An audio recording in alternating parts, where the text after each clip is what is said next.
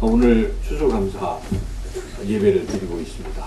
해마다 이맘때쯤이면 우리가 하나님 앞에 추수감사 예배를 드리는데요. 이렇게 앞에 온갖 그 오곡백과를 하나님 앞에 올려드리고 있습니다. 여러분들이 한 분 한 분이 이렇게 하나님 앞에 드리신 것입니다. 여러분들은 이것들을 하나님 앞에 드리실 때 어떤 마음으로 드리십니까? 감사하는 마음으로 하나님께 드리시죠? 어떤 감사한 마음이 있으십니까?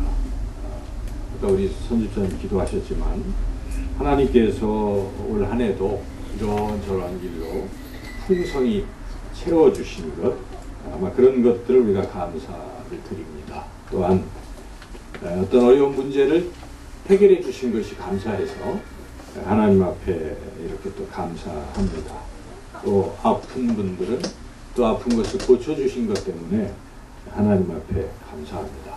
우리 가족을 또 하나님 곧 건강하게 해주신 것, 이런저런 것들을 생각하며 감사를 드립니다. 그런데 또한 비록 지금 당장 그 어떤 것들이 이루어지지 않았을지라도, 생활이 여전히 어려울지라도, 또 문제가 여전히 해결되지 않았을지라도, 몸이 여전히 아플지라도 때가 되면 하나님께서 더 나아지게 하실 것이다 하는 그러한 믿음 주신 것을 또 하나님 앞에 감사를 드립니다. 그렇죠? 예.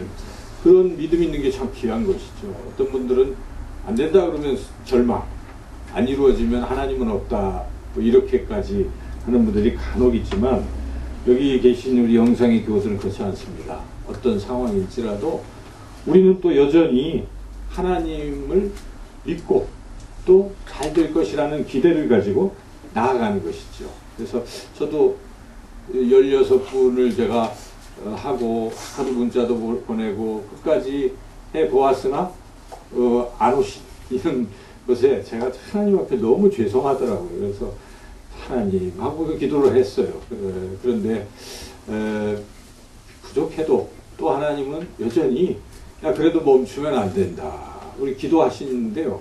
그 부분에 제가 은혜를 받았습니다. 그렇구나, 또 여전히 끝까지 우리는 기도하고 전도하고 일을 쉬면 안 되겠구나 하는 그런 마음을 품게 되어서 하나님 앞에 전 감사를 드립니다.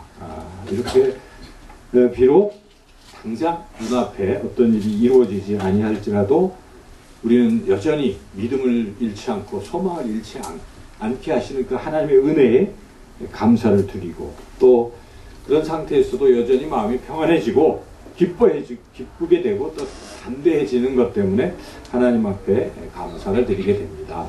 그런데 무엇보다 하나님 앞에 감사를 드리게 되는 것은 하나님이 나를 구원해 주신 것 때문에 감사를 드리는 줄로 믿습니다.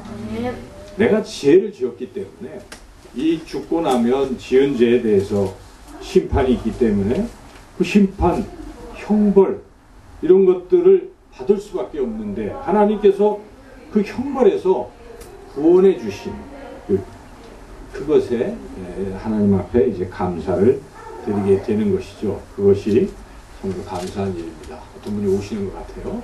네. 우리가 이 감사는 감사를 가져온다, 이런 말씀이 있죠.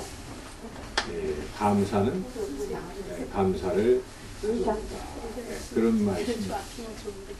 어서 오세요. 예.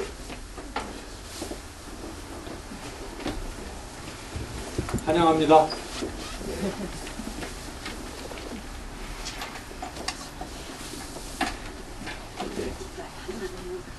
감사는 감사를 가져온다, 그런 말이 있습니다.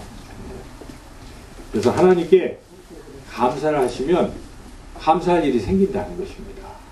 그래서 이 시간 우리가 하나님 말씀을 들으면서 더욱 우리가 감사하는 그런 사람들이 되시기를 축원합니다. 아마 그 감사로 인해서 우리가 또 살아가는 인생에서 우리의 미래에 감사할 일이 더 넘치게 될 것입니다. 오늘 우리가 읽었던 이 하나님의 말씀, 누가복음 8장 42절 하반절부터 48절까지 말씀을 제가 다시 한번 여러분들에게 좀 더 쉽게 말씀을 드리겠습니다.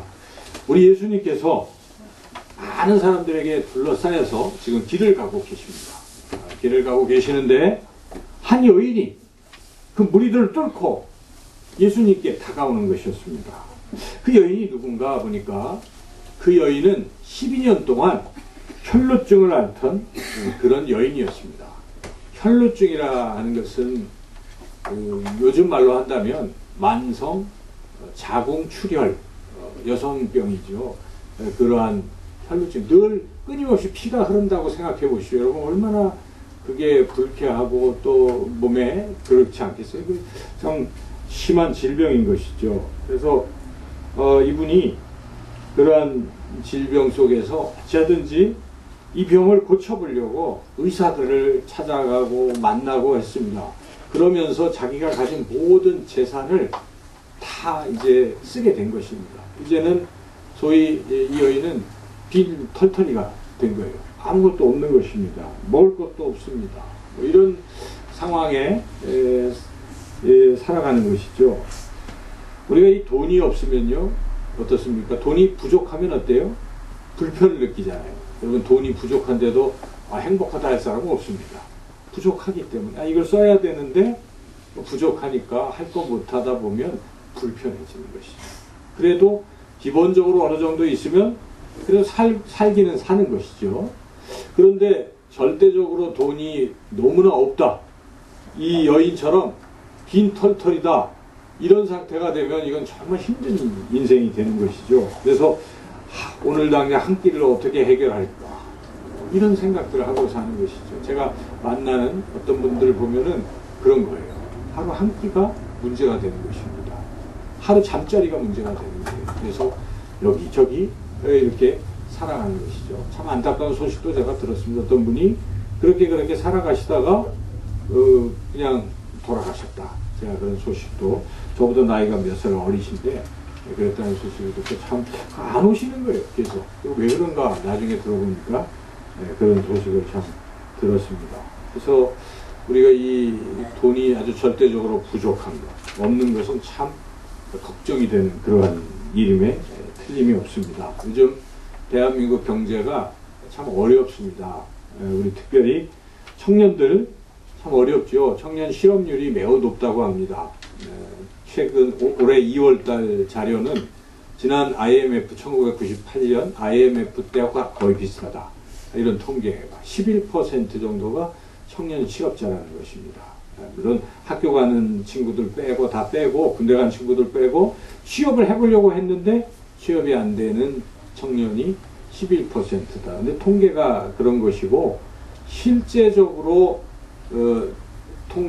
청년들이 느끼는 실직률은 한 20%다 이렇게 말하고 있습니다. 그래서 10명 중에 2명은 일을 못하는 것이죠.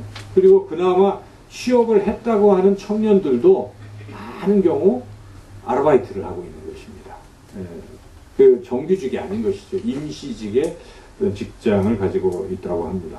그래서 근데 그 차별을 많이 받아서 어느 24살 청년이 그 패스트푸드점에서 일을 하는 청년이 이런 이야기를 했다고 합니다. 자기가 출근할 때, 퇴근할 때 도장, 카드를 찍는데요.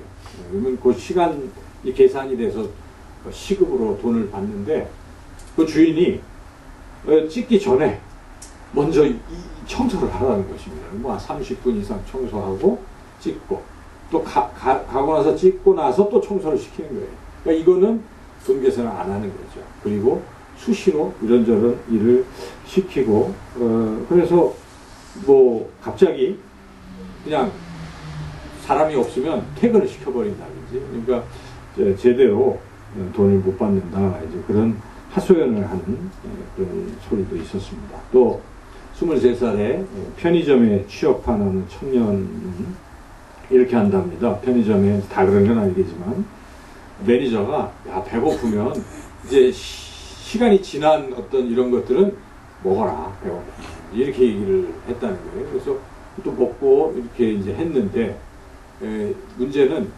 돈을 줄 때 최저임금을 지키지 않고 낮게 주니까 이제 그 얘기를 한 것입니다. 일하는 사람이 그 최저임금도 있다는데요. 그랬더니 너 그 음식 먹은 거 CCTV에 다 찍혔으니까 그 절도죄로 고발할 거다. 이렇게 협박을 했다고 합니다. 말할 때는 그건 녹음이 안 된 거잖아요. 근데 그 장면은 또 그렇게 돼 있기 때문에 그렇게 협박을 해서 이러지도 저러지도 못했다. 이제 이러한 우리 청년들의 어려운 일들이 있다는 것이죠. 그래서 청년들은 정규직이 아닐 때 뭐 출퇴근 시간을 꺾기를 한다든지 10개월짜리 계약만 한다든지 최저임금 미달, 또 임금 그나마 체불, 수당 미지급 등 아주 열악한 노동 환경에 처해 있다 하는 것이 우리 청년들의 현 주소입니다. 청년들만 그렇습니까? 우리 교회 주변에 보니까 상가 몇 개가 월세 이렇게 내놓고 1년이 지나도 나가지는 않는 거예요. 저기 뭐 있잖아요. 그래서 제가 물어봤습니다. 요즘 어떠십니까? 그랬더니 안 된대요. 저기가 왜 안 나가는 줄 아십니까?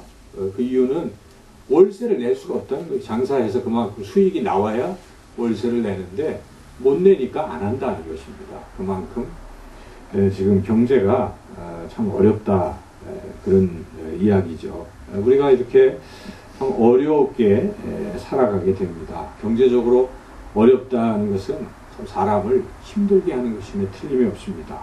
바로 3일 전에 경기도 용인시의 한 아파트에서 일가족 4명이 다 이렇게 숨진 채 거기에 번개탄 10개가 피어있는 그런 뉴스가 보도가 되었습니다. 이 가장이 이제 한때 부동산을 하다가 잘 안 돼서 투자 사업을 했나 봐요. 그래서 사람들에게 돈을 모아서 투자를 해서 그 나온 것으로 이자를 주고 이제 이런 일을 했는데 처음에는 좀 되는 것 같더니 2년 전부터 이 투자가 잘 안 되고 실패를 하니까 이제 이자도 못 주고 원금도 못 주고 이러다 보니까 빚독촉에 그리고 고발, 고소 이런 속에서 이 40대 가장이 뭐 어떻게 할 수가 없잖아요. 그래서 그런 극단적인 선택을 한 것이다. 경찰이 그렇게 보고 있습니다. 참 안타까운 일입니다. 돈이라는 것이 무엇이간데 돈 때문에 이런 비극이 일어날 수도 있다 하는 것이죠. 이 여인은 이렇게 지금 무일푼의 상태가 되었어요. 그런데 돈만 없는 게 아니라 그 병 자체도 옛날보다 더 점점 나빠지고 있는 것입니다. 아주 악화되었습니다. 아무리 의사를 만나도 고치기는커녕 온몸이 더욱더 출혈은 심하고 이런 상태가 된 것이죠.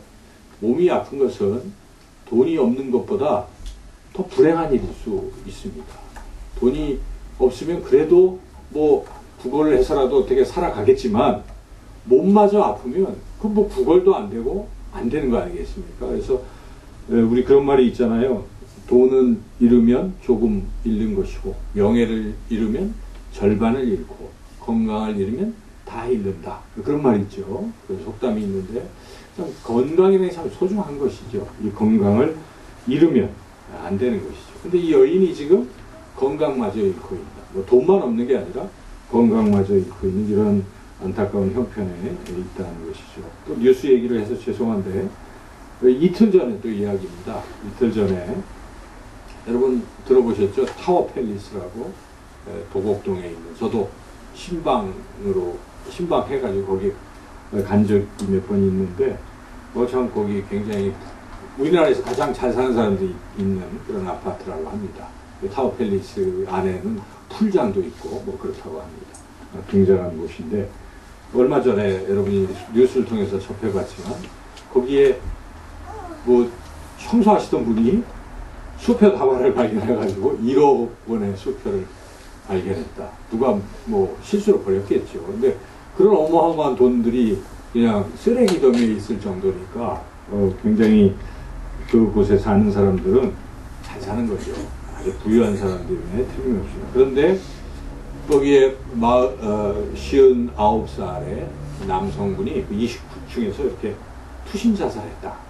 그게 어제 그제 그 보도를 여러분 들으셨죠? 그렇게 투신 자살을 했다는 것입니다. 왜 그 자살을 했을까? 그분이 이 루게릭이라는 질병을 앓고 있었다고 합니다. 루게릭이라는 병은 이 신경세포가 점점 손상이 돼서 몸이 굳어지는 거예요. 운동, 세포 이게 있어야 이게 움직이는데 뇌 근처에. 근데 그게 점점 죽고 이러니까 근육이 점점 마비가 되는 거예요. 나중에 이 호흡하는 근육, 이것도 근육으로 호흡하잖아요. 이게 딱 마비가 되면 죽는 거죠. 그래서 참 무서운 병임에 틀림없습니다. 그래서 이분이 이 직장 생활 열심히 하다가 루게릭병 진단을 받고 이제 병원에서 투병을 했어요. 그만두고. 그런데 아내가 이제 그 남편의 병간호를 처음에 병수마를 열심히 했으나 뭐 그것 때문에 우울증에 걸린 것입니다. 아내가. 그러니까 우울증에 걸려서 어느 날 남편이 병원에 간 사이에 장롱에 목을 매서 자살을 한 거예요. 그 남편이 병원에서 돌아와 보니까 아내가 죽은 거예요.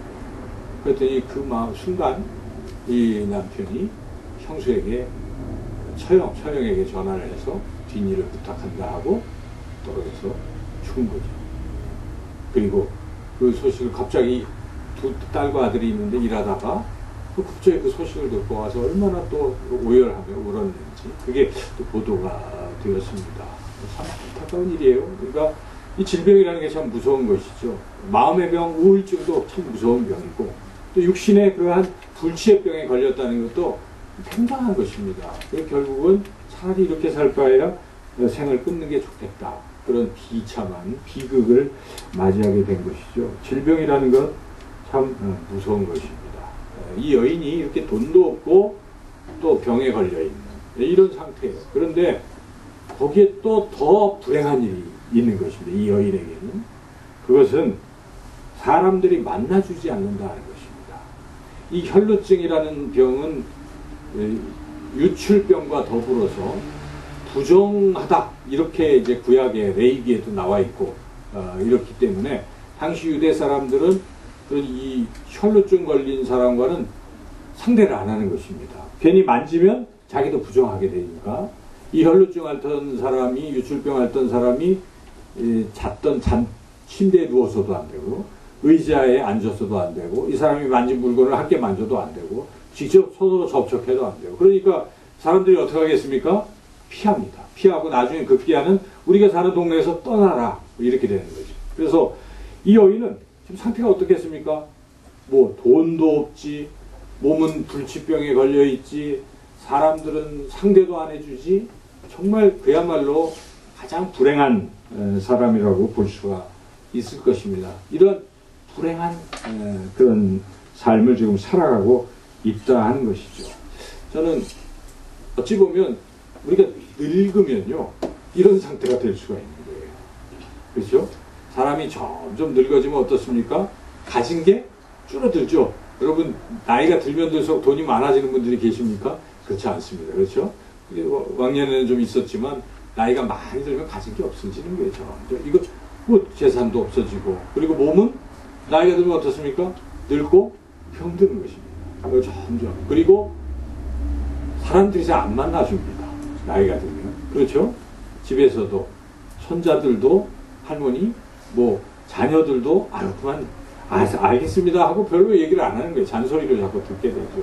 이래저래 외로운 것이죠. 노인분들은 외로운 것이죠. 그래서 뭐 하고 있습니까? 서로 모이는 거죠. 어제도 경로당에 가서 전도를 하는데 뭐 하시니까 보니까 그 미나통과 600인가를 치고 계시더라고요. 그래서 그거 안 하면 살 수가 없다는 거예요. 그래서 10원짜리 놓고 그거 계속 하고 계시더라고요. 그나마 그런 낙으로 살아가지만 만나서 뭘 만나주는 사람이 별로 없는 것이죠. 그 그룹 안에서 살아가는 것이죠. 그러니까 우리가 나이가 들면 어쩌보면 이렇게 돈도 없어지고 몸도 아프고 또 고독 속에 살아갈 수도 있다 하는 것이죠. 우리 인간이 다 그런 상태 또는 젊어서도 이런 상태에 처할 수가 있어요. 갑작스럽게. 그렇죠? 모든 재산을 잃을 수도 있고 갑작스럽게 중한 질병에 걸릴 수도 있고 갑작스러운 어떤 일로 인해서 사람들이 나를 조롱하고 따돌릴 수도 있고 그냥 홀로 되는 이런 상태에 얼마든지 있을 수가 있습니다. 이럴 때 이 여인은 과연 어떤 삶을 선택했는가? 아까 제가 말씀드렸던 어떤 분들처럼 그냥 생을 마감했는가? 그렇지 않았다는 것입니다. 이 여인은 그 어려움에서 벗어나서 구원을 받은 것입니다. 이 어려움이 다 해결된 것입니다. 우리도 해결받을 수 있다는 것입니다. 구원받을 수 있다는 것입니다. 어떻게 하면 우리가 구원을 받을 수 있는 것인가? 이 여인이 어떻게 이 어려움에서 벗어날 수 있었는가를 우리가 한번 깊이 생각해 보겠습니다. 그 구원받는 길이 무엇인가? 첫째로 그 구원받는 길은 예수님에 대한 소문을 무시하지 않았다는 것입니다. 예수님에 대한 소문을 무시하지 않았어요. 오늘 본문은 다른 마가복음이라든지 또 마태복음에도 같이 기록되어 있습니다. 다 종합해서 볼 때 마가복음에 보면은 이 여인이 예수님에 대한 소문을 들었다 이런 구절이 나오거든요. 그래서 이 여인이 지금 예수님을 찾아가기 전에 소문을 들은 것입니다. 소문도 없이 찾아가겠습니까? 예수님에 대한 소문을 들은 것입니다. 소문을 들었을 때 그냥 한 귀로 듣고 한 귀로 흘려보냈다면 어떻게 되겠습니까? 예수님 찾아가지도 않습니다. 구원이 일어나는 게 아니지요. 근데 이 여인은 여러 이 정말 절박한 상황 속에서 예수님에 대한 소문을 귀담아 들은 것입니다. 그 소문을 무시하지 않고 귀담아 들은 것입니다. 저는 오늘 우리가 참 수백 장의 초청장을 보내고 어제도 늦게까지 밤 8시까지 여러분 떡볶이 전도하시고 얼마나 애쓰셨습니까? 사실 애들을 많이 쓰셨는데도 이 참 주님에 대한 소문을 지금 여러분들이 이렇게 퍼뜨린 것이죠. 지금 소문을 낸 것이죠. 그러나 많은 사람들은 그런 소문에 관심이 없다는 것입니다. 예수님에 대한 관심이 없기 때문에 구원에 이를 수가 없는 것입니다. 그러나 오늘 이 시간에 그래도 이렇게 오신 분 참 제가 얼마나 기쁜지 설교 중에 환영합니다. 이런 말씀 드렸는데 여러분들은 예수님의 소문을 무시하지 아니하시고 이 자리에 나오신 줄로 믿습니다. 그래서 이제 구원의 길로 갈 수 있게 됐다는 것입니다. 출발점에 섰습니다. 이 여인은 그렇게 해서 이제 시작이 됐는데 이 여인이 들은 소문이 무엇일까요? 그때 당시에 그것은 예수님을 만나면 병이 나을 수 있다라는 소문이었을 것입니다. 그래서 나왔겠죠. 그 여인이 지금 가장 절박한 것은 질병이기 때문에 과연 예수님은 모든 질병을 고쳐주시는 그런 분이십니다. 그 예수님이 어떤 문제도 질병뿐만 아니라 어떤 문제도 내게 가져오면 내가 다 해결해 주겠다라고 말씀하시는 분이십니다. 그래서 마태복음 11장 28절에서 예수님은 이렇게 말씀하십니다. 수고하고 무거운 짐진 자들아 다 내게로 오라 내가 너희를 쉬게 하리라. 예수님 말씀하시는 예수님이 해결 못할 짐은 없는 것입니다.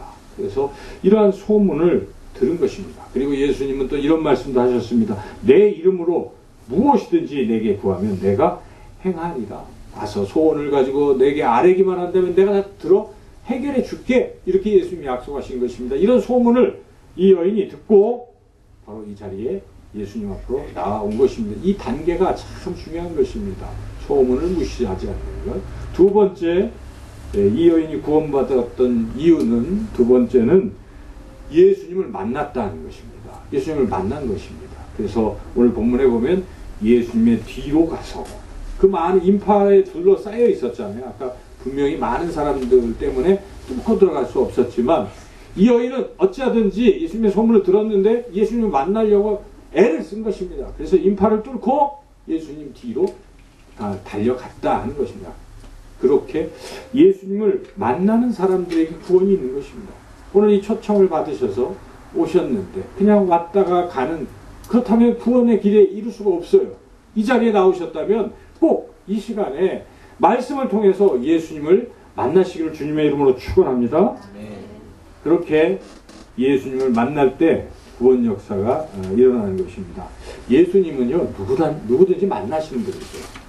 항상 기다리고 계시고 만나시는 분이십니다. 여기에 지금 나와 있는 모든 분들 예수님 지금 친히 만나 주실 것입니다. 만나시려고 예수님 이미 기다리고 계시는 것이죠. 오늘 뭐 여러분들 일찍 나오신 분들이 계시지만 그것보다 더 일찍 예수님은 이 자리에서 우리들을 기다리고 계셨던 것입니다. 저는 이 환영 문구를 이렇게 생각하면서 보통 하나님은 당신을 사랑하십니다. 제일 좋은 말이잖아요.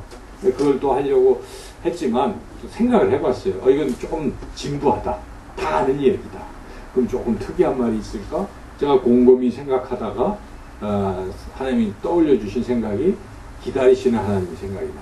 그래서 우리 보시면 뭐라고 나옵니까? 하나님은 당신을 기다리십니다.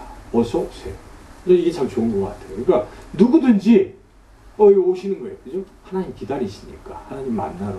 여러분 그런 마음으로 살아가는 거예요. 항상 교회 올 때는 그런 마음으로 하나님 나를 만나시려고 기다리고 계신다. 하나님은 그러신 분이십니다. 우리 예수님이 이런 비유의 말씀을 하셨잖아요. 여러분 잘 아시죠? 한 아버지가 있었는데 두 아들이 있었는데 큰 아들은 성실했는데 둘째 아들은 어땠습니까? 아버지 어차피 돌아가시면 그 재산 저한테 주잖아요. 이 상속되고 미리 좀 상속해 주세요. 그래가지고 상속 재산 다 받아서 어떻게 했습니까? 이것을 가지고 먼 나라에 가서 화랑방탕 다 써버렸어요. 나중에 아무것도 없습니다. 이제는 먹을 것도 없어요. 돼지가 먹는 쥐엄 열매도 가서 들어가서 먹고 하다가 너무 신세가 처량했습니다. 야, 이대로 살아서 되겠는가? 아버지 집에 가면 그래도 먹을 게 있지 않는가?